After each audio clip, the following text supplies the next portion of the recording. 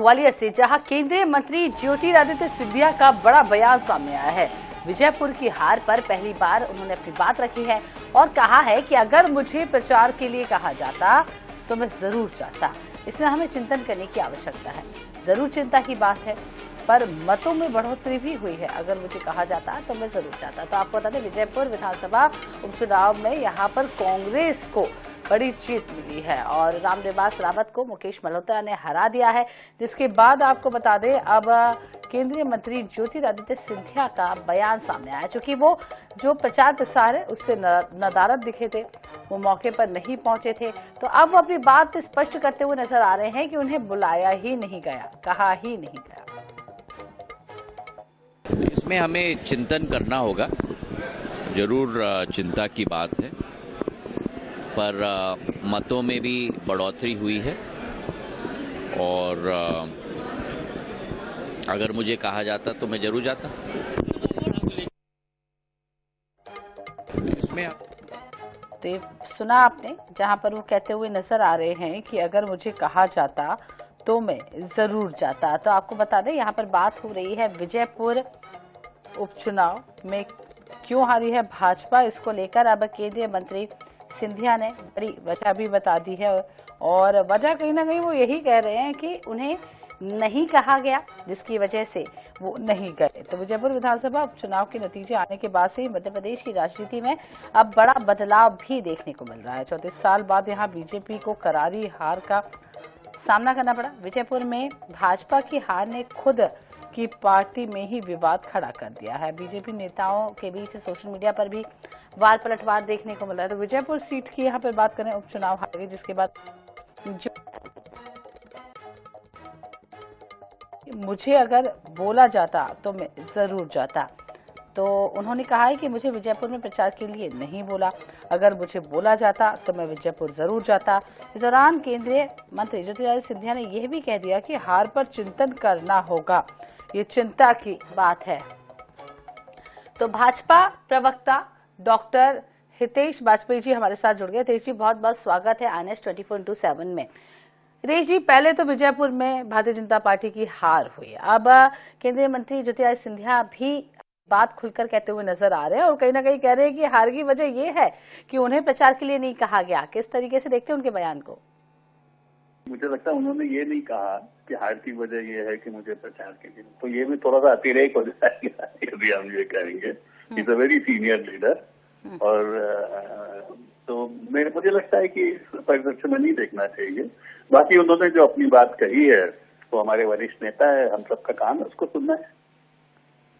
तो हितेश जी, जब वहां पर नरेंद्र सिंह तोमर जा रहे हैं, बड़े बड़े दिग्गज जा रहे हैं और सभी प्रचार प्रसार कर रहे हैं, हालांकि भारतीय जनता पार्टी ने कोई भी कसर नहीं छोड़ी थी इस सीट पर जीत हासिल करने के लिए, तो क्यों नहीं बुलाया गया उस समय ज्योतिरादित्य सिंधिया को, जब वो खुद कह रहे हैं कि अगर मुझे बुलाया जाता तो मैं जाता?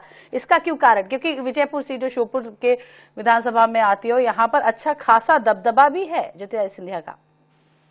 देखिए, जैसे कोई भी इलेक्शन की प्लानिंग होती है तो प्रबंधन रणनीतिक दृष्टि से वरिष्ठ नेता बैठकर, चाहे स्टार प्रचारक की बात हो, सभाओं की बात हो, कार्यक्रमों की बात हो, उस पर विचार करते हैं और अपने अपने उस समय उसके आकलन और कारण होते हैं जिसके आधार पर निर्णय लिए जाते हैं। तो मुझे नहीं लगता कि कोई बहुत ज्यादा अभी अब उस पर इतनी बातचीत की आवश्यकता है।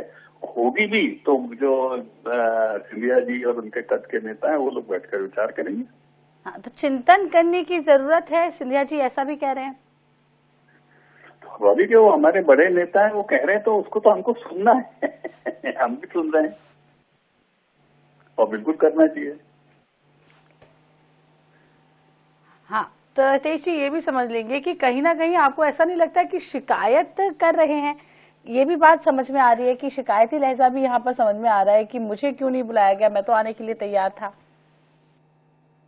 इसको इस रूप में नहीं देखना चाहिए। देखिए, कहीं पर भी हार होती है तो हार के अपने कारण तो होते ही हैं और कई लोगों को, नेताओं को, विश्लेषकों को हार के कारण कुछ अपनी दृष्टि में समझ में भी आते हैं, जैसे आपको भी कुछ समझ में आते होंगे, तो उसको सुना जाता है और सुनने के बाद उस पर मनन किया जाता है, चिंतन किया जाता है और यदि वो विचार सही पाए जाते हैं तो उस पर आगे काम किया जाता है। कोई भी दल जीतने के लिए ही लड़ता है। हम भी उनके कार्डों की समीक्षा करेंगे और आगे बढ़ेंगे।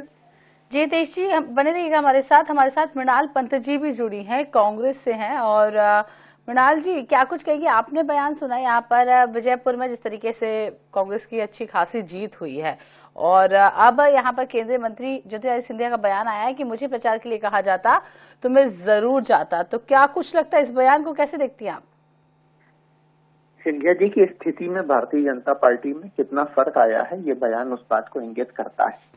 जब वो कांग्रेस पार्टी में थे तो उनकी उम्मीद और अपेक्षा रहा करती थी कि कांग्रेस का भी कोई भी नेता अगर ग्वालियर चंबल संभाग में जाए तो उनको सूचित करके, उनकी इजाजत लेके और उनको विश्वास में लेके जाए।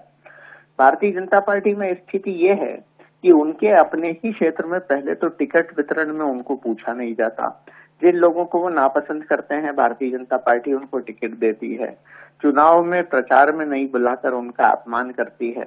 और तो और हालात ये हो गए हैं कि जिस क्षेत्र को वो अपनी जागीर माना करते थे, समझा करते थे, उस क्षेत्र में भी उनकी कोई पूछ परख नहीं हो रही। तो भारतीय जनता पार्टी कितनी बिखरी हुई है, इस बात का अंदाजा इससे लगाया जा सकता है। प्रदेश के उनके नेतृत्व को, मुख्यमंत्री जी को और सब लोगों को अंदाज था कि विजयपुर का चुनाव कठिन चुनाव है। वो जानते थे कि सिंधिया जी उस क्षेत्र में सक्रिय रहते हैं, उनका अपना प्रभाव क्षेत्र है। इसके बावजूद भारतीय जनता पार्टी ने उन्हें नहीं बुलाया। इस बात को भी इंगित करता है स्पष्ट तौर पे कि अंदर ही अंदर कितना विरोधाभास, कितना आंतरिक संघर्ष, कितनी गुटबाजी और एक दूसरे को नीचा दिखाने की स्थिति भारतीय जनता पार्टी में बन रही है। जी, बहुत बहुत शुक्रिया आप दोनों का अपनी अपनी बात रखने के लिए। तो आपको बता दें, अब चिंतन करने की जरूरत है, इस बात को भी कहते हुए ज्योतिरादित्य सिंधिया नजर आए।